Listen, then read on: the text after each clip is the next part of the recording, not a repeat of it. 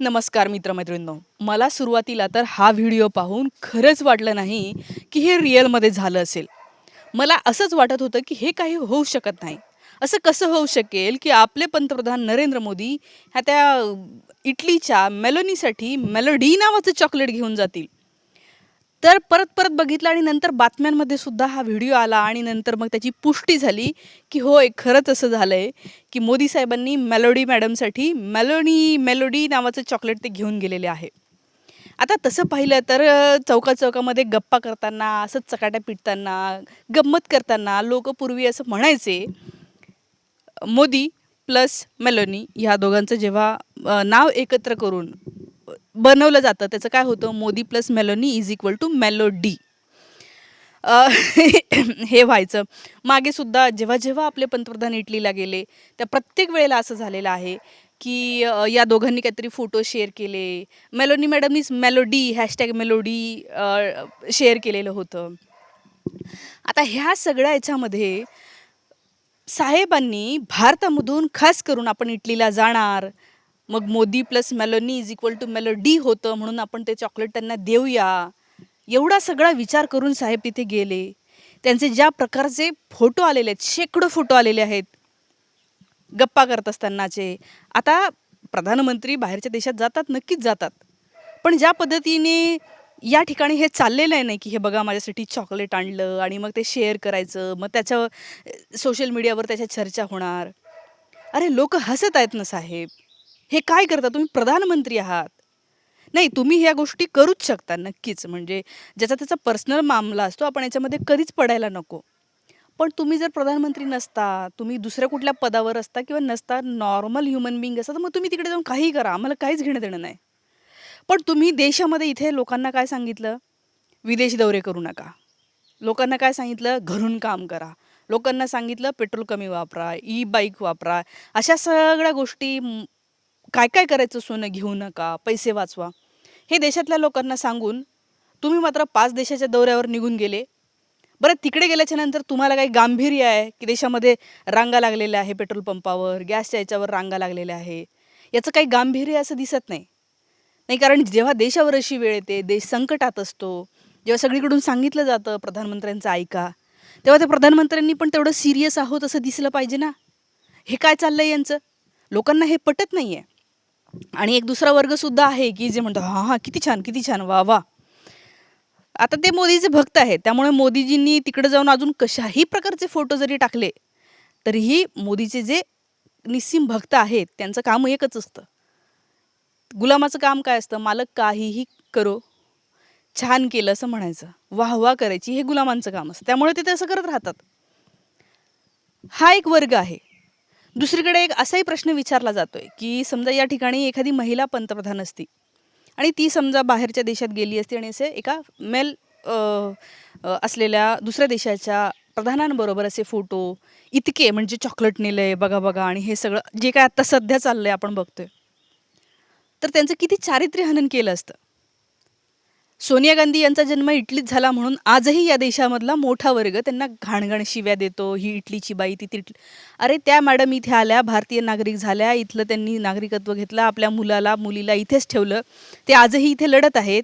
त्या बाईने आपला नवरा गमावला आहे रॅलीमध्ये, तरी तिने आपला पोरगा सोडलाय रॅलीमध्ये की तू लोकांचं ह्या देशाचंच काम कर म्हणून.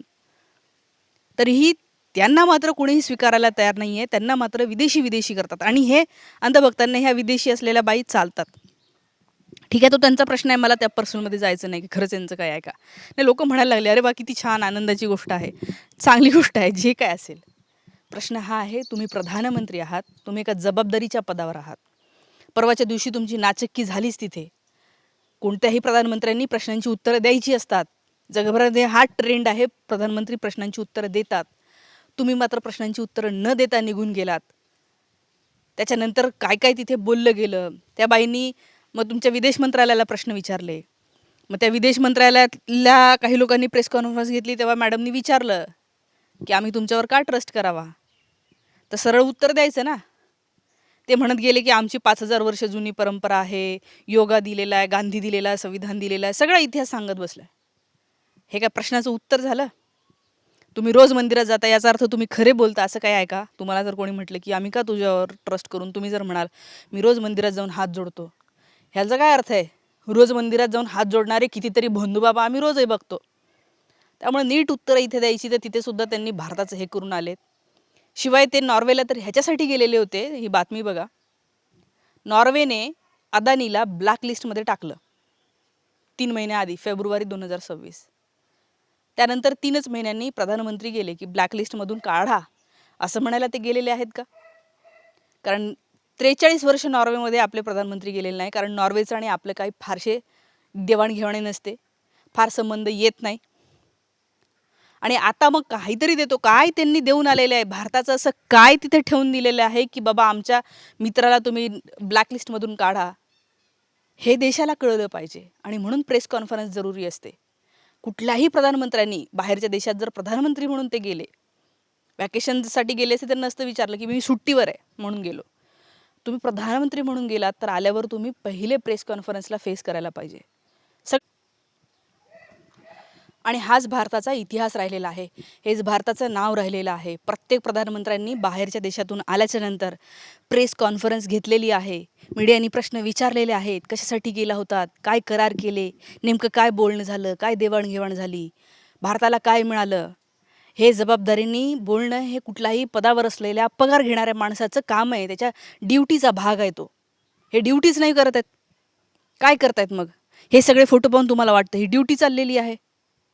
हे अशा प्रकारे यांना रील बिल टाकायला वेळ आहे? माझ्याकडे साधं कुठे गेलं तर कोणाच्या लग्नात गेलं, कशा समारंभाला गेलं, ते टाकायला सुद्धा वेळ नसतो. रील्स तिथे बनवले तर बातम्याच इतक्या येऊन बसलेल्या असतात. तिथे प्रधानमंत्री आहे, किती कामं असतील, किती डिसिजन मेकिंगच्या गोष्टी करायच्या असतील, किती काय काय त्यांच्या मागे व्याप असेल. संबंध देश या ठिकाणी होरपळत आहे. प्रचंड या जे आहे ते इंडस्ट्रीज बंद झालेल्या आहे, कंपन्या बंद झालेल्या आहे, अनेक लोकांच्या नोकऱ्या चाललेल्या आहे, इलेक्ट्रिसिटी बंद पडते आहे, पेट्रोल डिझेल मिळत नाही आहे, लोक घरी जात आहेत, मोठ्या प्रमाणावर कामगार वर्ग आपापल्या गावाला परत जातो आहे, कारण रोजगार नाही, पैसे नाही. आणि तिकडे मात्र चॉकलेट वाटणं चाललेलं आहे. राहुल गांधींनी सुद्धा ट्विट केलं आहे, देशातल्या जनतेला उल्लू बनवून तुम्ही तिकडे चॉकलेट वाटत फिरतायत, तुम्हाला काही गांभीर्य दिसत नाही. या अशा गोष्टी आहेत. साहेबांनी कधी कधी हे लोक मॅच्युअर होणार आहे?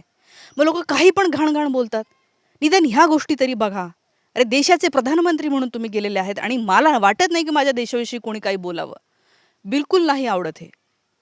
त्यांनी काल प्रश्नांची उत्तरं नाही दिली, त्यांच्या काय प्रकारे त्या नॉर्वेमध्ये बघा कार्टून काढलं त्या पेपरनी. हे बिलकुल चांगलं नाही आहे, कारण हे देशाचे प्रधानमंत्री आहेत, त्यांनी भारताचं सुद्धा नाव खराब होतं हे असं करण्यानी. आणि करायला नव्हतं पाहिजे नॉर्वेनी. असं प्रश्न विचारले ठीक आहे, आम्ही समजू शकतो. एका देशाच्या प्रमुखाला तुम्ही आमच्या देशाच्या प्रमुखाला असं काहीतरी जोकरसारखं दाखवत आहात. हे दुसऱ्या देशामधल्या लोकांचं करणं आपण बिलकुल सहन नाही केलं पाहिजे, कारण ते आपले प्रधानमंत्री आहेत आणि आपण त्यांना प्रश्न विचारत राहिले पाहिजे. नक्कीच टोकदार प्रश्न, धारदार प्रश्न विचारले पाहिजे. पण दुसऱ्या देशामध्ये अशी नाचक्की होते, मग काय करणार? आणि म्हणून म्हणतोय, जनता म्हणते आहे साहेब बस करा आता, खूप झालं. या सगळ्या गोष्टींबद्दलच्या मित्रमैत्रिणींनो तुमच्या प्रतिक्रिया येऊ द्या. शक्य असेल तर तुम्ही चॅनलला आर्थिक मदत करू शकता. धन्यवाद.